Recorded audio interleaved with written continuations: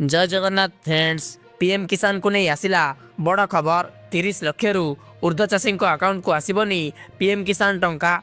प्रधानमंत्री नरेंद्र मोदी नेतृत्व में केंद्र सरकार 2019 फेब्रुआरी रे प्रधानमंत्री किसान सम्मान निधि योजना आरंभ करथिले। एही योजनार लक्ष्य हेउची कृषक मानकु आर्थिक सहायता जोगाई सेमानक खर्च कमाइबा और आय वृद्धि करिबा।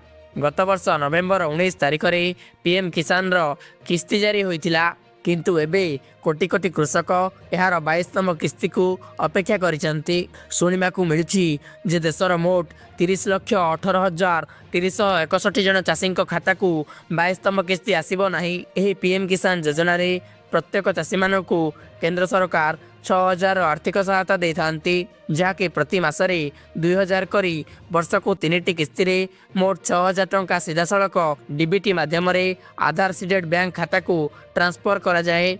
किंतु एबे कोटी कोटी कृषक यार 22तम किस्ती को अपेक्षा करिसंती, जहाँकि आसंता मार्च मासरे जारी हेबार संभावना रहिछि। किंतु एहारी भितरे आसीछि एक बड़ चिंताजनक विषय।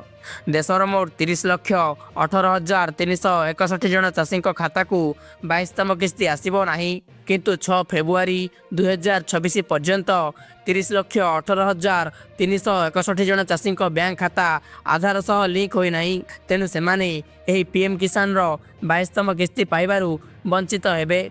आसंतु जानिबा आपण एही समस्यार किपरि समाधान पाई परिबे। जदि आपणकर पीएम किसान लाभार्थी और आपणक बैंक खाता आधार सह लिंक नहीं, तेबे तुरंत निकटस्थ सीएससी सेंटर किंबा निज बैंक शाखा को जाई आधार सीडिंग काम संपूर्ण करंतु। यह कले अपेक्षारत बकेया राशि मध्य खाता को ट्रांसफर हेबो। जदि एहीपरि डेली न्यूज अपडेट पाइबा पई चाहंती तो आम चैनल को सब्सक्राइब करंतु।